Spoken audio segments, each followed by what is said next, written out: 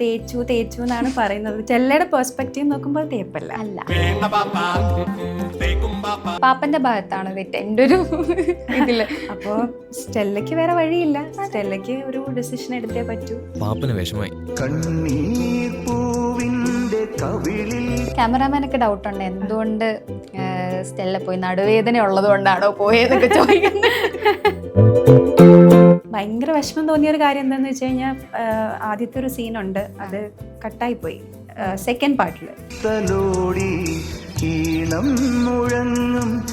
എല്ലാവർക്കും പാപ്പനും സ്റ്റെല്ലയും ഒന്നിച്ചിരുന്നെങ്കിൽ ഒന്നിക്കണം എന്നുള്ളൊരു ലൈനായിരുന്നു. നമുക്ക് സ്റ്റെല്ല ചേച്ചിനെ പാപ്പനെ കൊണ്ട് കിട്ടിക്കാം. ഷാജി പാപ്പൻ എന്ന് പറയുന്ന ഒരു ക്യാരക്ടർ എല്ലാവരും അത്രയ്ക്കും ഏറ്റെടുത്ത ഒരു ക്യാരക്ടറാണ്. ഡ്രസ്സിന്റെ സ്റ്റൈലാണെങ്കിലും ഇനിയിപ്പോൾ അടുത്ത ഓണത്തിന് ചിലപ്പം പാപ്പന്റെ സ്റ്റൈൽ തന്നെ ആയിരിക്കും. Hi front, this is beyond the bio. അപ്പോൾ ഇന്ന് നമ്മുടെ ഷാജി പാപ്പനെയൊക്കെ തേച്ചിട്ട് ഒരാൾ ഇവിടെ പൊങ്ങിയിട്ടുണ്ട്. നമ്മുടെ നസ്രീൻ നാസറാണ് ഇന്ന് എൻ്റെ കൂടെ ഉള്ളത്. ചേച്ചി, welcome to my show. Thank you. എന്തൊക്കെയാണ് ഇപ്പം നമ്മൾ പറഞ്ഞു ഷാജി പാപ്പനെ തേച്ചിട്ട് പൊങ്ങിയെന്നൊക്കെ.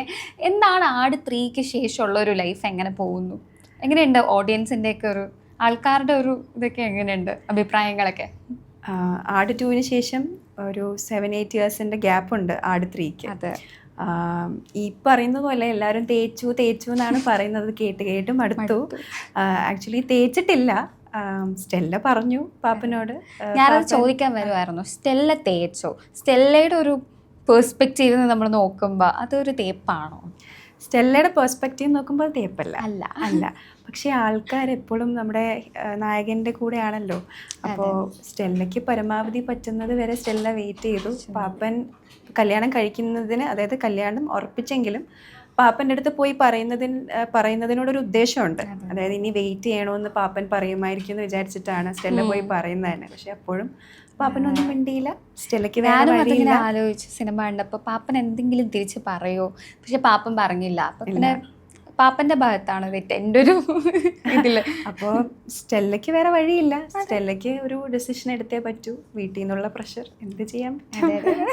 എൻ്റെ ഫ്രണ്ട്സിൻ്റെ ഇടയിലൊക്കെ ഇങ്ങനെ സംസാരിക്കുമ്പം ഇങ്ങനെ പറയുന്നുണ്ട്, ചിലരിങ്ങനെ പറയും സ്റ്റെല്ല തേച്ചു എന്ന് പറയും. പിന്നെ എങ്ങനെ അതൊരു തേക്കുന്നത്, എന്തിനാണ് അതങ്ങനെ പറയുന്നത്? നമുക്കൊരു ലിമിറ്റ് ഉണ്ടല്ലോ, നമ്മുടെ ഭാഗത്തു നിന്നുള്ളത് ക്ലിയർ ചെയ്യുക എന്നുള്ളൊരു കാര്യമുണ്ട്. തേപ്പുകാരി പോലെ. അതെ, അതേപോലെ തന്നെ പാപ്പന്റെ വൈഫിന്റെ ക്യാരക്ടർ അതൊക്കെ പറയുന്നതിനൊരു.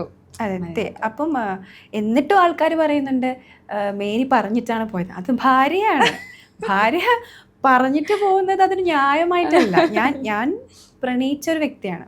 ഇപ്പം ഞങ്ങൾക്ക് തമ്മിൽ ഒരു പരസ്പരം വാക്കുകൾ കൊണ്ടല്ല, നോട്ടങ്ങൾ കൊണ്ട്, എക്സ്പ്രഷൻസ് ഒക്കെ കൊണ്ടാണ് നമ്മൾ പാപ്പനും സ്റ്റെല്ലയും കൂടെയുള്ള ഒരു ലവ് ട്രാക്ക്, ആ കണക്ഷൻ പ്രേക്ഷകരിലേക്ക് എത്തിച്ചത്.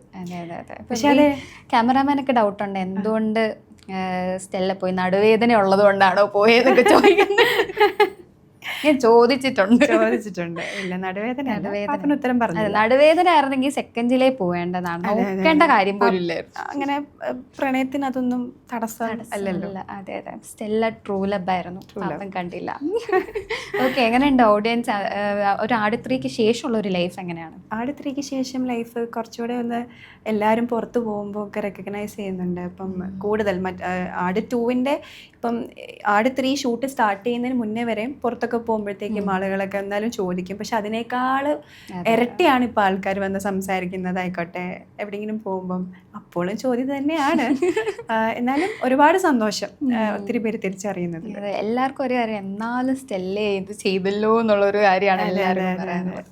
ഓക്കെ, നമ്മുടെ വിജയ് ബാബു ചേട്ടനാണ് ആദ്യമായിട്ട് ടെക്സ്റ്റ് ചെയ്യുന്നത്. FB-യിൽ കണ്ടിട്ട് ടെക്സ്റ്റ് ചെയ്തിട്ടാണ് മൂവിയിലിട്ട്. എന്തായിരുന്നു ആ ഒരു ടെക്സ്റ്റ് കണ്ട ഒരു ടൈമിൽ തോന്നിയൊരു ഫീൽ? എനിക്ക് സത്യം പറഞ്ഞാൽ ഞാൻ ആട് ചെയ്യുന്ന സമയത്ത് ഞാൻ ആട് സിനിമ കണ്ടിട്ടില്ല. അപ്പോൾ എന്നോട് പറഞ്ഞു ഇങ്ങനെ സെക്കൻഡ് പാർട്ട് ചെയ്യുന്നുണ്ട്, അതിൻ്റെ ഓഡീഷൻ ഫ്രൈഡേ ഫിലിം ഹൗസിലാണ്, അപ്പോൾ കോണ്ടാക്ട് ചെയ്യും, ആ ദിവസം വരാൻ പറഞ്ഞു. അപ്പോൾ ഞാൻ ഇങ്ങനെ, എനിക്കെപ്പോഴും ഹോപ്പ് ഇല്ലല്ലോ, നമ്മളിതിൻ്റെ ഭാഗമാവുന്നൊന്നും നമുക്കറിയില്ലല്ലോ, അപ്പം വരാം. അങ്ങനെ വിളിച്ചു, നമ്മൾ ഓഫീസിൽ പോയി, അവിടെ വെച്ച് ഓഡീഷൻ അറ്റൻഡ് ചെയ്തു. അവിടെ മിഥുൻ ചേട്ടൻ ഉണ്ടായിരുന്നു. അങ്ങനെ ഇതിലേക്ക് സെലക്ട് ചെയ്തു. അവിടെ നിന്ന് നമ്മൾ തേർഡിലേക്ക് വരുമ്പോൾ ആ ഒരു ജേർണി ഭയങ്കര സ്പെഷ്യലാണ്. എപ്പോഴാണ് ആട് ഫസ്റ്റ് അപ്പോൾ കണ്ടത്? ഞാൻ ആട് 2 ഷൂട്ട് കഴിഞ്ഞതിന് ശേഷമാണ് കണ്ടത് ആക്ച്വലി. അടിപൊളി. അപ്പോൾ എനിക്ക് എന്താണ് സിനിമ, അത് എങ്ങനെയുള്ള സിനിമയാണെന്നൊന്നും അറിയില്ലായിരുന്നു. ഇപ്പം നമുക്ക് പൊതുവെ ഇപ്പം മിഥുൻ ചേട്ടൻ്റെ ഫിലിം, മിഥുൻ മാനുവലിൻ്റെ ഫിലിംസ് കുറച്ച് കൂടുതൽ മിസ്റ്ററി ഒക്കെ ആയിരിക്കും. അപ്പോൾ കഥ ഫുൾ അറിഞ്ഞിട്ടാണോ അതോ ഇത് എൻ്റെ പാർട്ട് ഞാൻ അറിഞ്ഞു ഞാൻ ചെയ്തു അങ്ങനെയായിരുന്നു പടം ചെയ്തു? എൻ്റെ പാട്ട് എന്താന്നുള്ളത് വ്യക്തമായിട്ട് എനിക്ക് അത് മാത്രമേ അറിയാനുള്ളൂ. അത് മാത്രമേ എനിക്ക് അറിയായിരുന്നുള്ളൂ. അങ്ങനെ ആ സിനിമ പോയി ചെയ്തു. അപ്പോഴും പിന്നെ ഒരു ഭയങ്കര വിഷമം തോന്നിയ ഒരു കാര്യം എന്താണെന്ന് വെച്ച് കഴിഞ്ഞാൽ ആദ്യത്തെ ഒരു സീനുണ്ട്, അത് കട്ടായിപ്പോയി സെക്കൻഡ് പാർട്ടിൽ. അത് പക്ഷെ അവർ ഡിലീറ്റഡ് സീനിൽ ഫസ്റ്റ് സീനായിട്ട് ഇറക്കി. പാപ്പൻ ഇരിക്കുമ്പോൾ സ്റ്റെല്ല പള്ളിയിലേക്ക് പോകുന്ന വഴിക്ക് പാപ്പനെ നോക്കുന്ന ഒരു സീനുണ്ട്. അത് പോയപ്പോൾ എനിക്ക് ഭയങ്കര വിഷമായി. അത് നല്ലൊരു സീനായിരുന്നു. പക്ഷെ അത് ഡിലീറ്റഡ് സീനായി വന്നതിന് ശേഷം അതൊരുപാട് ആൾക്കാർ ഏറ്റെടുത്തു. പിന്നെ അത് വെച്ചിട്ട് കുറെ പേര് റീൽസ് ഉണ്ടാക്കി. അതിപ്പോ ഈ ആട് 3 റിലീസിന് മുന്നേയും ഇതുപോലെ ഒക്കെ ചെയ്തപ്പം ഭയങ്കര സന്തോഷം. അവർ ആ സ്റ്റെല്ല എന്ന് പറഞ്ഞ ക്യാരക്ടറും എല്ലാവർക്കും പാപ്പനും സ്റ്റെല്ലയും ഒന്നിച്ചിരുന്നെങ്കിൽ ഒന്നിക്കണം എന്നുള്ളൊരു ലൈനായിരുന്നു. അതെ, അതെനിക്കും വിഷമായി പോയി. കല്യാണം കഴിക്കുന്നു എന്ന് പറഞ്ഞത് വരെ ഞാൻ നോക്കി. കല്യാണം കഴിഞ്ഞപ്പോൾ കല്യാണം കഴിഞ്ഞോ എന്നുള്ളൊരു, അല്ലെങ്കിൽ നമുക്കൊരു ഹോപ്പ് വെക്കാം. ഓക്കെ, എന്നാലും പറഞ്ഞിട്ട് പോയല്ലേ ഉള്ളൂ, നമുക്ക് ഒന്നിച്ചാലോ എന്നുള്ളൊരു സാധനം. അപ്പൊ ഇനി 4ൽ ഒന്നിക്കില്ല, ഡിവോഴ്സ് ചെയ്തിട്ട് അല്ല ഇവന്റെ ഐഡിയ, ഡിവോഴ്സ് ചെയ്തിട്ട് വരാൻ പറയാനൊക്കെ. എനിക്ക് അങ്ങനത്തെ മെസ്സേജസ് വരുന്നുണ്ട്. ഡിവോഴ്സ് ചെയ്തിട്ട് അടുത്ത പാട്ടിൽ പാപ്പനെ കല്യാണം കഴിക്കണം, ഇല്ലെങ്കിൽ വേറെ ഈ പറയുന്ന പോലെ പാപ്പൻ വേറൊരു യൂണിവേഴ്സിൽ നിങ്ങൾ മീറ്റ് ചെയ്ത് അങ്ങനെ. പഴയ യൂണിവേഴ്സിൽ ഉണ്ടാവോ സ്റ്റെല്ല? അറിയില്ല, ഇനി 4th വരണം. അതെ. ഓക്കെ. ഇപ്പം ആട് ഫസ്റ്റ് കണ്ടിട്ടില്ല എന്നുള്ള കാര്യം അവരുടെ അടുത്ത് പറഞ്ഞിട്ടുണ്ട് വിജയ് ചേട്ടനോടോ അല്ലെങ്കിൽ മിഥുൻ ചേട്ടനോടോ? അവരങ്ങനെ ഒരു ചോദ്യമായിട്ട് വന്നില്ല, എന്തോ ഭാഗ്യത്തിന് ഫസ്റ്റ് പാർട്ട് കണ്ടോ എന്നുള്ളത്. അതുകൊണ്ട് ഞാൻ ഇഷ്ടപ്പെട്ടു. അപ്പൊ അല്ലെങ്കിൽ പറയുമായിരുന്നോ കണ്ടിട്ടുണ്ടെന്ന്? കള്ളം പറയുമായിരുന്നോ? ഇപ്പോ കള്ളം പറയുമായിരിക്കും, സാഹചര്യം പോലെ. ഇപ്പൊ അവരറിഞ്ഞോ? ഇപ്പം അറിയുമായിരിക്കും. ഞാൻ അങ്ങനെ അതിനെപ്പറ്റിയായിട്ടൊന്നും അവരോട് സംസാരിച്ചിട്ടില്ല. ഓക്കെ. MCA ഗ്രാജുവേറ്റ് ആണ്.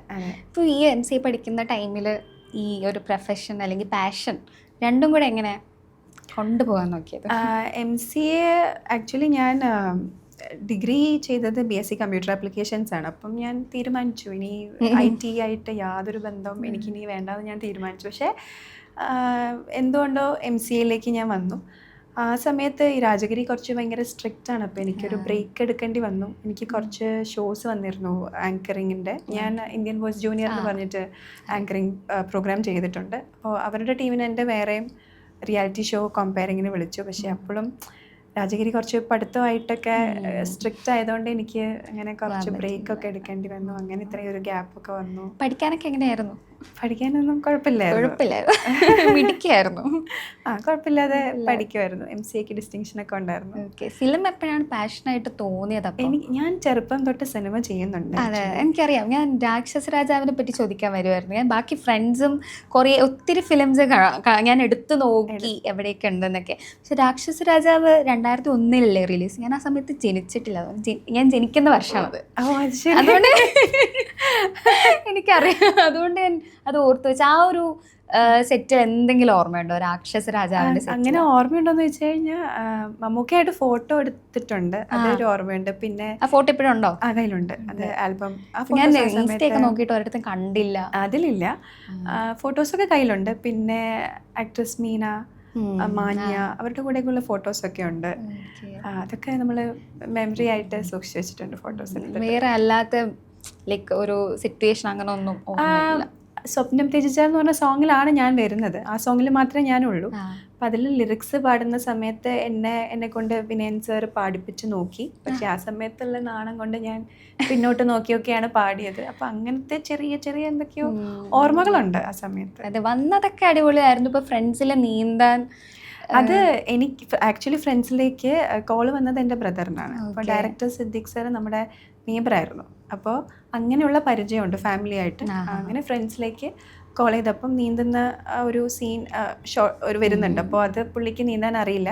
അങ്ങനെ മുകേഷിൻ്റെ ഒരു ബാല്യകാലമായിട്ടായിരുന്നു. അപ്പോൾ അത് പറ്റാത്തതുകൊണ്ട് അതിൻ്റെ വേറൊരു കൂട്ടുകാരൻ്റെ ക്യാരക്ടർ കൊടുത്തു. അപ്പം ഞാനും ഈ പറയുന്ന പോലെ സെറ്റിൽ കൂടെ പോവും. എനിക്കിതൊക്കെ കാണുമ്പോൾ ഭയങ്കര അത്ഭുതം. നമ്മളിതൊന്നും കണ്ടിട്ടില്ല. ഞാനപ്പം ചെറിയ കുട്ടിയാണ്. അപ്പോൾ സെറ്റിൽ പോവുക. അങ്ങനെ ആ സമയത്ത് പട്ടം എടുക്കാൻ പോകുന്ന സീനിൽ മോളെയും കൂടെ ഒന്ന് ഞാൻ നിർത്തിയിട്ട് കണ്ടായിരുന്നു. അതെ അതെ ചെറിയ കുട്ടിയാണ് ഞാൻ, നാണിച്ചിങ്ങനെ ഏന്തി വലിഞ്ഞൊക്കെ നോക്കുന്നുണ്ട്. അപ്പോൾ അങ്ങനെയാ തുടങ്ങിയത് സിനിമ.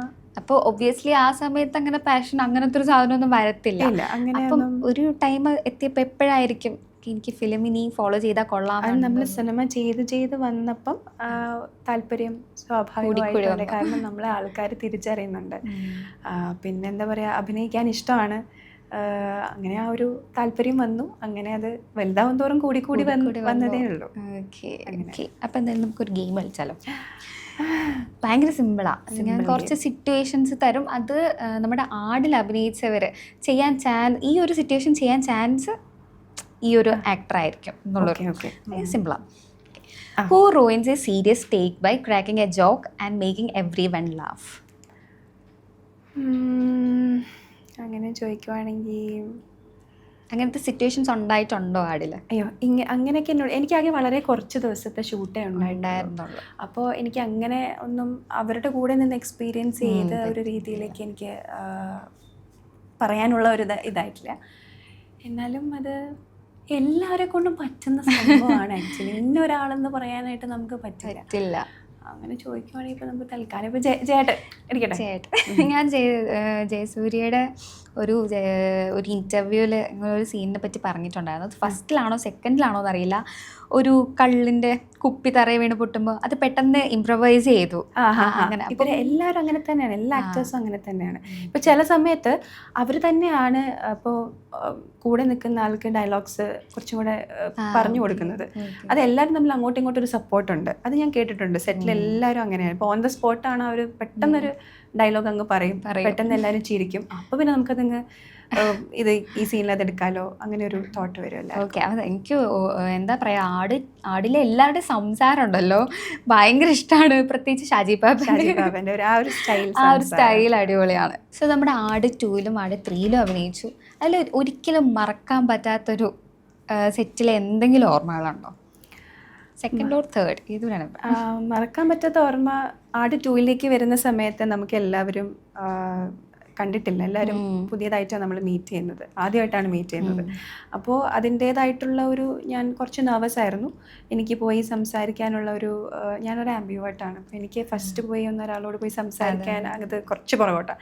സംസാരിച്ച് തുടങ്ങി കഴിഞ്ഞാൽ ഞാൻ അങ്ങോട്ട് കയറി അങ്ങ് അറ്റാക്ക് ചെയ്തോളും, അങ്ങനെ പ്രശ്നമൊന്നുമില്ല.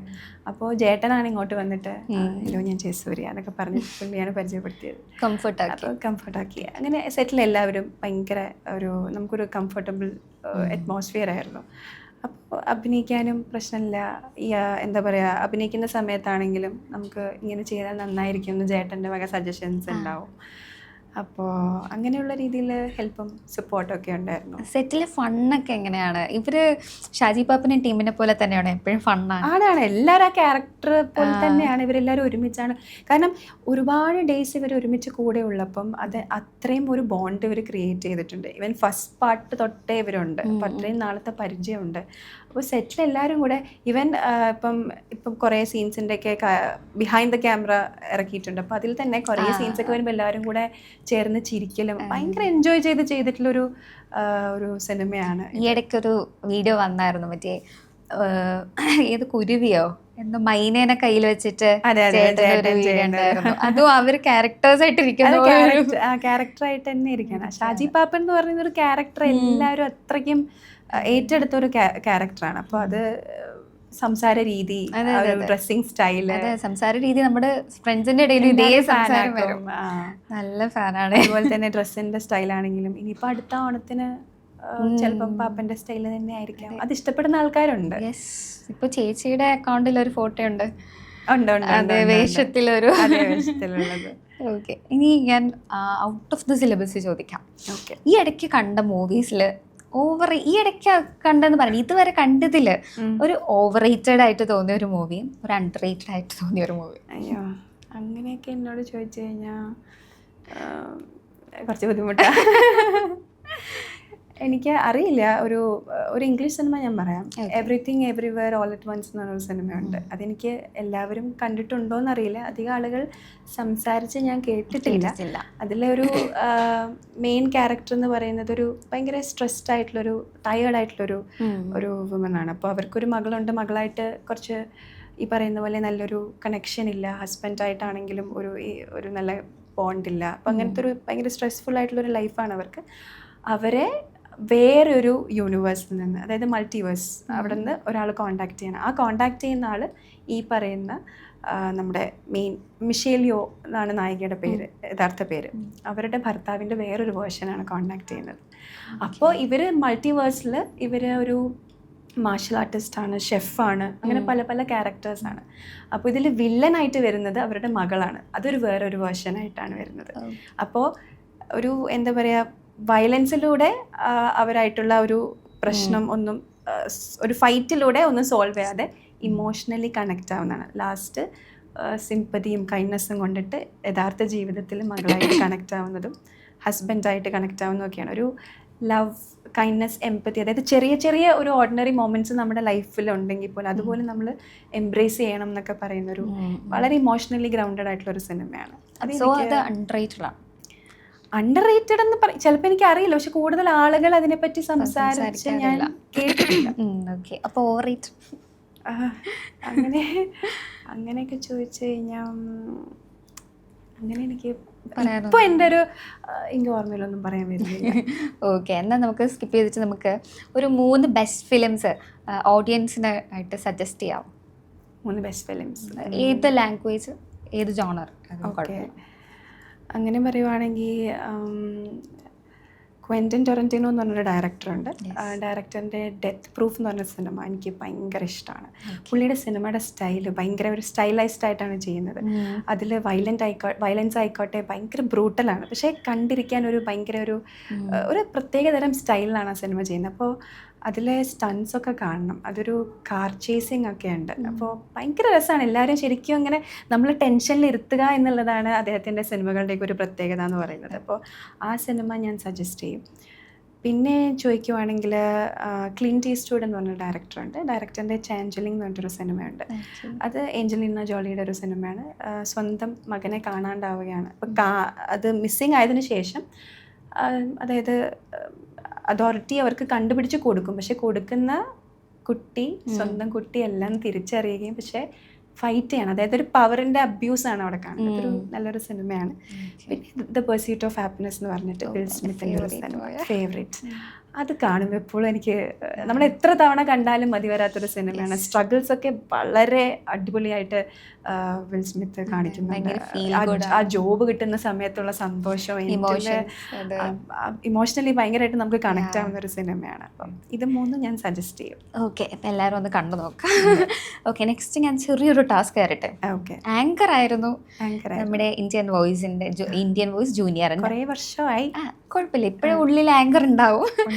ഈ ഒരു ഷോ നമുക്ക് ഒരു ചെറിയൊരു ഇൻട്രോ ബിയോണ്ട് ദ ബയോ എന്നാണ് ഷോന്റെ പേര്. ബിയോണ്ട് ദ ബയോ, ഞാനാണ് ഗസ്റ്റ് എന്ന് വിചാരിച്ചു. എനിക്കൊരു ചെറിയ ഇൻട്രോ എന്താ ഞാൻ പറയാ.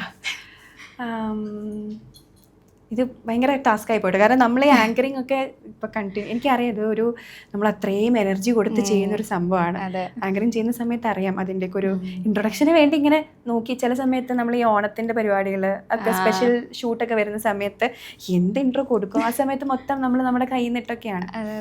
ഞാനുള്ളൊരു പ്രശ്നം അത് കയ്യിൽ നിന്ന് പോയാൽ എന്തായിട്ട് ഞാൻ ഇൻട്രൊഡ്യൂസ് ചെയ്യണം.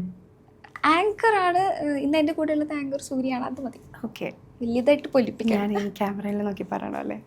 ഓക്കെ, കൊളാവോന്ന് എനിക്ക് അറിഞ്ഞൂടാ. ഓക്കെ, അപ്പം ഞാൻ പറയട്ടെ.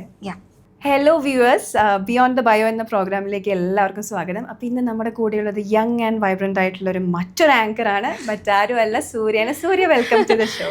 അടിപൊളി, അത് കൊള്ളാം, എന്തായാലും നൈസ് ആയിട്ടുണ്ട്. പിന്നെ എന്നെക്കാട്ടി ബെസ്റ്റാണ്.